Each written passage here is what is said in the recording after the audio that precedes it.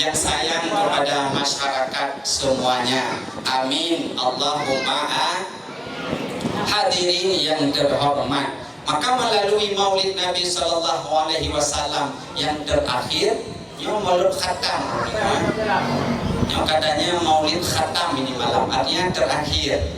Karena kalau masyarakat Aceh adakan maulidnya mulai Rabiul Awal, Rabiul Akhir, Jumadil Awal, Jumadil Akhir. Ada yang buat maulid di siang puasa Ramadan lagi, karena nggak sempat buat maulid di Jumadil Akhir.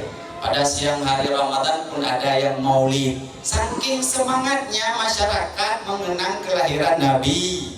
Maka oleh karena demikian, melalui panggung memperingati lahirnya baginda Nabi Sallallahu Alaihi Wasallam, kekompakan, persatuan, kesatuan akan terjaga, dan kita akan menjadi masyarakat yang insani dan akan terus bersinergi di dalam taat kepada Allah sehingga terciptalah kehidupan yang aman. Yang waktu yang insani, sinergi, aman.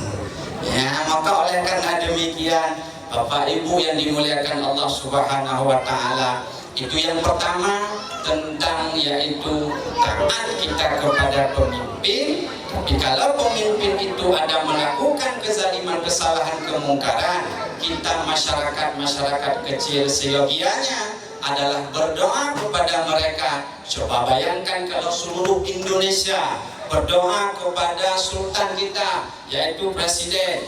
Kalau memang Kepri, semua penduduk Kepri berdoa kepada gubernurnya. Penduduk Kota Batam semuanya berdoa kepada Kota Batamnya, juga kepada lurah RT semua berdoa. Rap-rap mustahil Allah tidak menerima salah satu daripada doa kita. Maka oleh karena demikian, kalau kita tidak ada kapasitas, lebih baik kita berdoa kepada Allah terhadap pemimpin kita. Maka oleh karena demikian, ketika Rasulullah sepulangnya daripada perang Hawazin, perang Hunain, Rasulullah itu yaitu mengevaluasi kinerjanya semasa dia memimpin. Yang pertama apa dikatakan oleh Rasulullah terhadap sahabatnya? Kuntum dallun. Dulunya kalian itu adalah dallun. Dalil itu sesat. Fahadakumullah. Sekarang Allah telah memberi petunjuk kepada kita. Yang pertama evaluasi Rasulullah, yaitu kuntum dallun, kuntum dallin. Kalian semua adalah dulunya sesat. Fahadakumullah. Sekarang kamu itu telah diberi petunjuk oleh Allah Subhanahu wa taala. Dengan apa mendapat petunjuk? Jawaban tidak ada lain. Yang pertama jawaban adalah bi ilmin, dengan ilmu. Nah jawab dengan ilmu. Ya, tadi disampaikan bahwa di Musalla Asrama ada pengajian. Sebenarnya kalau bicara tentang kelahiran Rasul itu memperingati seorang guru besar. Nabi itu seorang guru, Nabi itu seorang pengajar. Bahkan dalam hal tersebut Rasulullah pernah mengatakan tentang seorang guru. Apa kata Nabi? Khairum may yamshi 'alal ardi al-muallim. Sebaik-baik makhluk yang melata di atas permukaan bumi ini adalah al-muallim. Bukan mengakir mana? Mungkin bukan muallim, mengakir mana? Mengakir mana tokohnya orang Aceh. Ya, muallim. Artinya muallim itu pengajar. Maka pengajar itu kata Nabi khairum may yamshi 'alal ard al-muallim. Guru, dengku, ustaz, abu, walid, abi, abahnya, kata Nabi, orang yang melata di atas permukaan bumi yang mulia. Artinya apa? Mereka menyampaikan ilmu pengetahuan. Kalau bicara tentang kelahiran Nabi, sebenarnya bicara tentang ilmu. Rasul juga pernah bersabda ketika masuk dalam masjid Nabi, Masjid Madinah sekarang, ketika melihat dua kelompok manusia kiri dan kanan, sebelah kiri sedang berzikir, sebelah kanan sedang bertalaah ilmu, kata Nabi kedua-duanya bagus, kedua-duanya baik. Tetapi yang sebelah kiri saya itu lebih baik. Yang mana? Yang sedang mutalaah ilmu. Disitulah Rasul bersabda, "Bu'istu mu'allim." mu'alliman. Aku diutus oleh Allah ke permukaan bumi ini untuk mu'alliman, mengajar. Ya sumubur bahasa Aceh. Maka oleh karena demikian perlunya untuk mendapat petunjuk Allah menghadiri majelis ilmu. Kenapa? Saya nakalkan di dalam kitab tak jauh-jauh yang sering kita baca, Sabilal Muhtadin, kalangan Syekh Muhammad Arsyad Abdullah Al-Banjari, orang Banjar, Kalimantan, mensyarah kitab Siratal Mustaqim karangan Syekh Nuruddin Ar-Ramili, Nanggro Aceh Darussalam. Di dalam bab salat sunnah beliau menyatakan, apa kata beliau? Seafdal ibadah badan adalah salat. Seafdal ibadah badan adalah salat. Salat yang hukumnya wajib itu lebih daripada ibadah wajib yang lainnya, umpama zakat, puasa, haji dan sebagainya. Salat yang pertama. Dan salat yang hukumnya sunat salat itu lebih daripada perbuatan sunat, umpama sunat puasa dan sunat yang lainnya. Yang meringi daripada salat baru kata beliau adalah puasa, zakat, haji dan sebagainya. Akan tetapi ini yang perlu digaris lingkari, jangan garis bawahi, garis lingkari, jangan keluar lagi. Apa kata beliau? Akan tetapi berbimbang diri dengan ilmu pengetahuan itu lebih daripada salat sekalipun.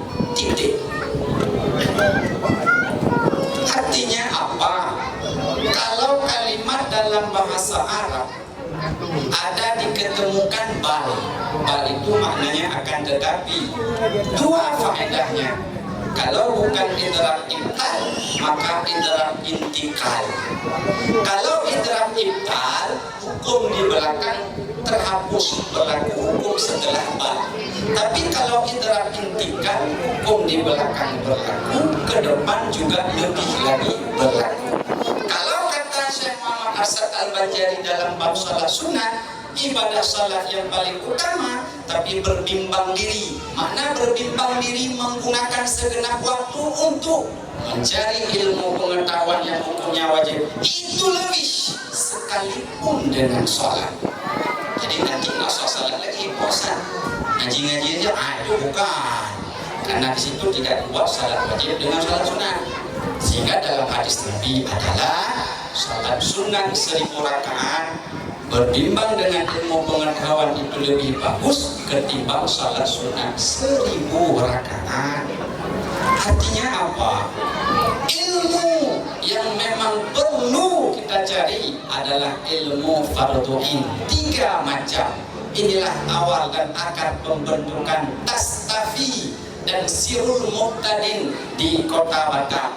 Dan Sirul Muqtadin dan Tastafi tetap seiring sejalan dengan organisasi yang lain, umpama Nahdlatul Watan, umpama juga Nahdlatul Ulama. 3 macam ilmu tersebut yang memang wajib dicari hukumnya fardhu'in, tastafi, tasawuf, tauhid dan fikih. Kenapa demikian? Ini evaluasi Rasul yang pertama sepulang Nabi daripada perang Hawazin, perang Hunain. Dulu kalian adalah sesat, fahadakumullah, dan Allah telah memberi petunjuk kepada kalian, yaitu selama Nabi 23 tahun menyampaikan ilmu, di Mekah 13 tahun, di Madinah 10 tahun.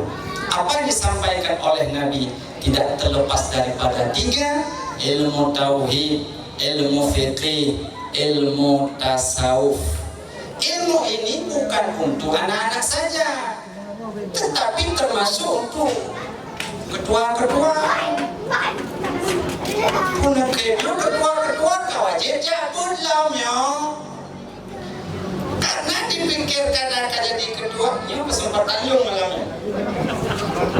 Hari ini tugas saya menyampaikan, jangan marah ke saya. Pernah saya dapatin. Siapa dia? tak perlu disampaikan. Kode etik. Pernah begini dia bertanya, Ustaz, selama saya sholat, saya baca usalli tapi nggak niat. Usalli itu niat. Saya bilang bukan. Dia baca usalli fadhur ya barakat di mustaqbil kiblat imam mana dan nilai ta'ala Allah Akbar. Ketika dia melafazkan Allah Akbar tidak niat lagi dalam hati. Jadi berapa tahun sudah dari pertama? Dari mana kamu tahu? Ya nggak tahu, penting sudah seperti itu katanya. Sampai sekarang Ustaz seperti itu. Iya. Dia baca, ini bukan omongan saja, tapi ada kejadian fakta. Baca usalli fadhur ya barakat mustaqbil kiblat dan nilai ta'ala tanpa memasukkan niat ketika takbiratul ihram, maka itu bukan dikatakan niat. Jadi kalau nggak ada niat bagaimana? Tak sah salat. Kalau tak sah salat bagaimana? Ya tidak kerja salat. Dan kalau tidak kerja salat bagaimana? Dosa besar. Dosa besar kalau nggak tebak bagaimana? Masuk neraka. Berapa tahun? Satu riwayat mengatakan satu salat yang pernah kita tinggalkan secara sengaja, maka dalam neraka Allah disimpan selama 60 tahun. Ada yang mengatakan 600 tahun dengan satu salat. Maka perlu ilmu fikih. Inilah yang pernah saya dengar, mungkin bukan secara langsung, secara mustami. Abuya Muhammad Wali Al-Khalidi, Allahumma firlah. Beliau adalah ulama sepuh Aceh kala itu. Beliau mewajibkan kalau ingin mencari ilmu yang hakiki, maka jangan lupa adalah ilmu fikih. Sebaliknya, sesuai perkataan beliau itu dengan satu perkataan Imam Malik. Imam Malik itu pernah mengatakan, man tasawwafa, barang siapa bertasawuf wala tafaqaha, tidak berfikih, maka fahuwa adalah zindiq. Sebaliknya, waman tasawwafa man tafaqaha wala tasawwafa, itu juga adalah fasik. Yang benar adalah mencari ilmu, yaitu waman tasawwafa ma'a tafaqaha faqad tahaqqaqa. Ilmu tasawuf, ilmu fikih, dan ilmu tauhid. 3 macam ilmu ini tergabung dan ada di dalam, yaitu Sirul Mubtadi. Mudah-mudahan pengajian yang ada di Musalla Seramo Aceh akan terus mendidik masyarakat menuju kepada jalan yang benar. Amin. Allahumma amin. Yang pertama itulah daripada evaluasi Rasulullah sepulang daripada perang Hawazin sebelum wafat Rasulullah. Yang pertama, dulu kalian adalah sesat, fahadakumullah, sekarang Allah telah memberi petunjuk kepada ilah melalui ilmu pengetahuan. Yang kedua, apa kata Rasulullah, yaitu di depan para sahabat, kuntum mutafarriqin, dulu kalian adalah bercerai-berai, fa'allafakumullah, sekarang kalian telah dipersatukan oleh Allah Subhanahu wa ta'ala. Dulu kalian berpecah belah, dulu kalian tidak saling menghargai, tapi sekarang kalian telah dipersatukan oleh Allah Subhanahu wa ta'ala. Yang ketiga, secara singkat, kalian dulu adalah miskin-miskin, fakir-fakir, tapi sekarang kalian sudah kaya-kaya. 3 evaluasi Rasulullah. Yang pertama tentang sukses Rasulullah dalam hal ilmu pengetahuan. Yang kedua, sukses Rasulullah dalam memperjuangkan agama, yakni tentang perkumpulan dan persatuan. Dan yang ketiga, suksesnya Rasulullah di dalam membawa ekonomi masyarakat. 3 macam ini mesti dipakai oleh pemimpin-pemimpin kita. Ilmu pengetahuan, kekompakan, ekonominya. Mudah-mudahan hal seperti ini kita canangkan dan kita pakaikan sesuatu yang dilakukan oleh Rasulullah SAW, maka akan terciptalah yaitu kehidupan di dunia kita bahagia, juga di akhirat kita juga bahagia, serta mendapat syafaat baginda Nabi Muhammad sallallahu alaihi wasallam. Tapi yang terakhir saya sampaikan, Sering kita mengatakan bahwa kita meminta dan memohon kepada Allah semoga kita mendapat syafaat daripada baginda Nabi di hari akhirat. Ketika Rasul bersabda di depan para sahabatnya, apa kata Nabi? Aqrabu yaumal qiyamah, sedekat-dekat denganku di hari kiamat adalah aksaru, yang paling banyak tusalli alayya, mereka berselawat kepadaku. Sahabat bertanya, kaifa nusalli, bagaimana kami berselawat kepadamu ya Rasulullah? Rasulullah menjawab, Allahumma salli ala Muhammad. Itu contoh salawat. Maka kalau ada yang berselawat selain daripada itu tidak bermasalah, karena itu contoh salawat saja yang diberikan oleh Nabi. Maka untuk berselawat umpama salawat nahriyah, Allahumma sholli salatan sallallahu ala Muhammad, itu tidak, biarpun dikatakan itu salawat tidak ada pada masa Nabi, karena itu tidak diajari Nabi. Tapi kalaupun diajarin oleh Nabi itu tak mungkin begitu banyak. Dengan satu kalimat Allahumma sholli ala Muhammad, boleh kita membuat salawat selain daripada itu, boleh. Kalau dijawab itu kan bid'ah, jawab aja iya bid'ah, tak perlu ribut seperti Pak Camat bilang tadi. Karena ulama membagi al-bid'atu bid'atani, bid'ah itu terbagi dua, ada bid'ah hasanah, ada bid'ah sayyi'ah. Bid'ah hasanah itu adalah sesuai dengan hadis Nabi, masanna sunnatan, barang siapa yang mengadakan sesuatu yang baru di dalam agama tapi dia tidak bertentang dengan syariat, itu diberi pahala. Tapi sebaliknya, kalau memang melakukan sesuatu dalam agama bertentangan dengan syariat, itulah baru bid'ah. Kulluhum finnar, mereka itu masuk neraka. Artinya tidak semua itu bid'ah dan masuk neraka. Umpama berselawat seperti selain Allahumma sholli ala Muhammad, artinya dengan banyak berselawat kita mengharapkan syafaat Rasulullah di hari akhirat. Ingat dan ingat, ada 3 kelompok manusia yang tidak akan bertemu dengan Rasulullah di hari akhirat. Sekalipun salat, puasa, bersedekah banyak-banyak, mana dia? Salah satu la yalqau nabi yaumal qiyamah. 3 kelompok manusia yang tidak akan bertemu denganku di hari kiamat, kata Rasul. Yang pertama, ini yang perlu digarisbawahi lagi, yaitu rajulun la yuhibbal ilma wa ahlah. Orang-orang yang tidak mencintai ilmu dan ahlinya ilmu. Yang kedua, tidak bertemu dengan Rasulullah. Rajulun man kana fi qalbihi hasadun li akhihi. Orang-orang yang memiliki sifat hasad dalam hatinya untuk sesamanya, dengki dia terhadap orang. Biarpun dia salat banyak, puasa banyak, bersedekah banyak, tapi dengki terhadap sesama, itu juga tidak akan bertemu denganku, kata Rasul. Yang ketiga adalah rajulun la yuhibbal ibnah, orang-orang yang tidak mencintai anak. Artinya 3 macam tersebut dengan Rasulullah tidak bertemu. Apakah Rasulullah kala itu tidak ada? Rasulullah ada, tetapi ada hal yang menentang sehingga kita akan bertemu dengan Rasulullah. Melalui hadisnya adalah 3 kelompok manusia. Pertama, orang yang tidak mencintai ilmu dan ahlinya ilmu. Yang kedua, tidak memiliki, yaitu mempunyai rasa hasad atau dengki terhadap sesama, tak bertemu denganku. Dan yang ketiga adalah rajulun la yuhibbal ibnah, orang-orang yang tidak mencintai akan anaknya. Makna mencintai anaknya adalah tentu memberi ilmu fatuin kepada anak-anak kita.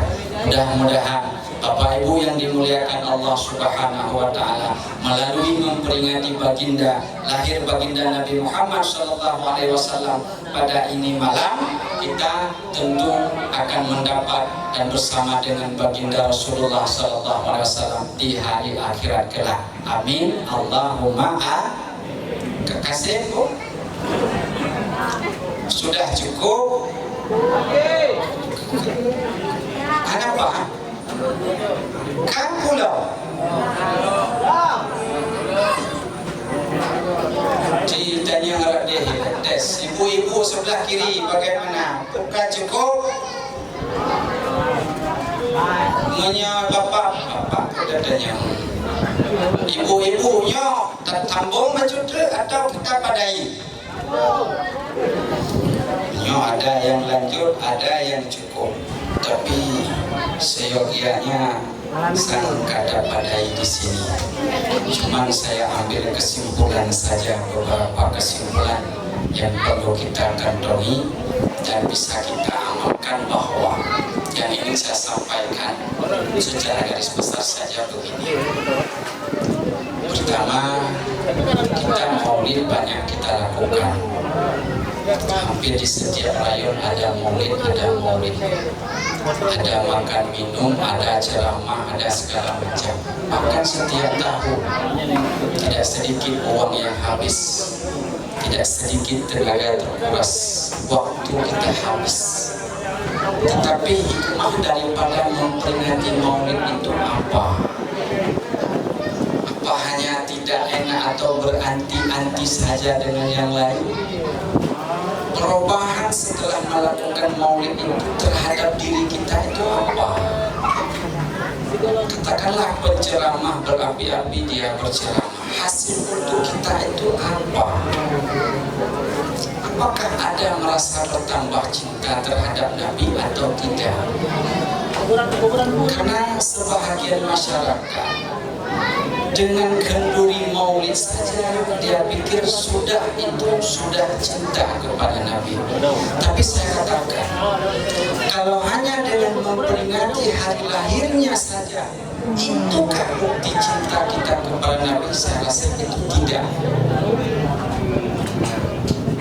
Tidak cukup dengan hanya kenduri besar-besar. Bukan saya katakan tidak boleh kenduri lagi, bukan. Tapi selayak mengikuti sunnah-sunnahnya. Tapi kita lihat setelah acara maulid, yang ribut kita, yang bertengkar masih kita, yang enggak menghadiri majelis ilmu masih orang itu juga. Tapi dia mengadakan acara maulid. Kalau seperti itu dampaknya, belum dikatakan orang itu cinta sepenuhnya kepada Nabi. Maka setelah memperingati, buat dakwah, buat makan minum, santuni anak yatim, memang itu bahagian daripada cinta Nabi. Setelah itu apa hikmah perubahan yang kita rasakan?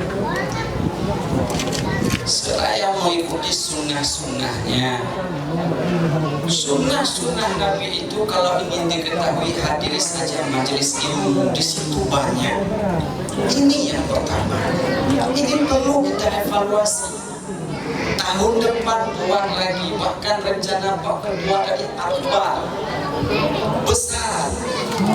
Tapi setelah itu, yang upat orang juga orang yang merayakan maulid Nabi, yang melakukan perbuatan haram juga masih kita orang yang merayakan maulid Nabi. Kalau seperti ini belum ada perubahan. Memang setelah ada maulid Nabi, Seramo Aceh penuh ibu-ibu dan bapak-bapaknya. Tapi kalau belum ada seperti ini, dengan merayakan maulid Nabi belum menjadi bahwa itu patokan bukti cinta kita kepada Nabi. Baru dikatakan cinta kita kepada Nabi yang seterusnya setelah merayakan hari kelahirannya, seraya mengikuti sunnah-sunnah Rasulullah Shallallahu Alaihi Wasallam. Itu yang pertama. Yang kedua, yang perlu kita sampaikan, bahwa kita ada persatuan khusus kepada kita masyarakat Aceh yang ada di Batam. Selalu di mulut kita, mari kita kompak, mari kita bersatu, mari kita segala macam. Tapi realita di lapangan apa yang terjadi? Kenapa Ustaz? Bukan tunggu-tunggunya sampai. Kenapa tunggunya sampaikan persatuan dan kesatuan? Tidak sesuai perkataan dengan perbuatan. Biarpun tidak 100% seperti itu. Mesti kita evaluasi lagi.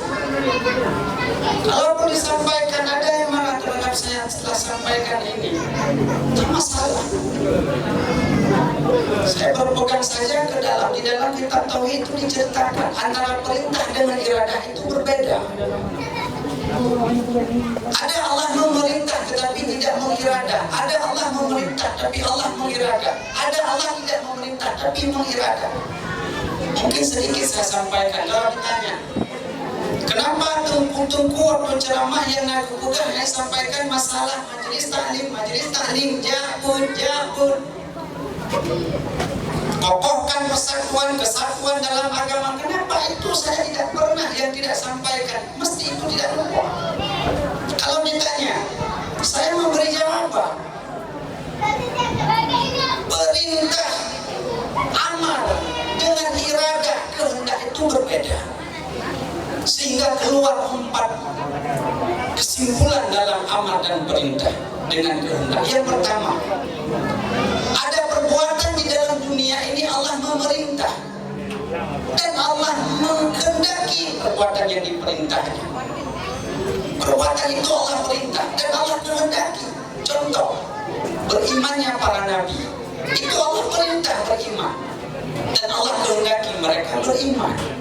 Termasuk berimannya kita ini malam, Allah perintah untuk kita beriman dan Allah kehendaki kalau kita ini beriman. Satu. Yang kedua, ada perbuatan yang di dalam dunia ini Allah memerintah tetapi Allah tidak menghendaki. Perintah tapi Allah tidak berkehendak. Contohnya mana? Tidak berimannya Abu Jahal, tidak berimannya Abu Lahab. Allah memerintah kepada Rasul supaya mereka itu beriman, tetapi dalam ilmu Allah Ta'ala itu mereka tak beriman. Perintah ada, kehendak tidak ada. Sehingga dalam kitab Fawaiduz Zain kalangan ulama besar yaitu Muhammad Zain, di situ dikatakan dan ditanya, kenapa ada perkara di dunia ini Allah perintah tapi tidak Allah kehendak? Jawabannya 2. Pertama, supaya nyata mana orang yang sesat dan mana orang yang terpetunjuk. Kedua, Allah ingin memberi lipat ganda kepada orang yang melakukan perintah. Sehingga kalau hari ini saya katakan nyambut harus penuh, ini persatuan harus kita segala macam. Kalau sudah ada perubahan itu, maka pahalanya tidak diberikan kepada berikutnya. Contoh, kita sering mengatakan kepada anak, salatlah kamu nak. Ketika kita mau perintah anak salat, kita diberi pahala sekalipun Allah belum berkehendak. Ketika besok dia belum salat, perintah lagi, nak kamu salat, kembali kita diberi pahala. Tapi kali ke-11 si anak itu berubah, dia melaksanakan salat, maka kita tidak mengatakan nak salat, pahala tertunda sampai di 10 kali. Artinya apa? Ada perbuatan di dunia ini Allah perintah tetapi Allah tidak menghendaki.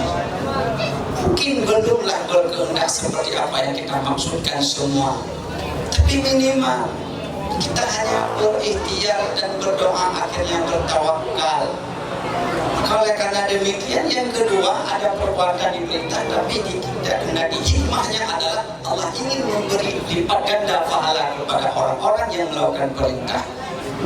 Yang ketiga, ada perbuatan Allah tidak memerintah tapi Allah menghendaki. Contoh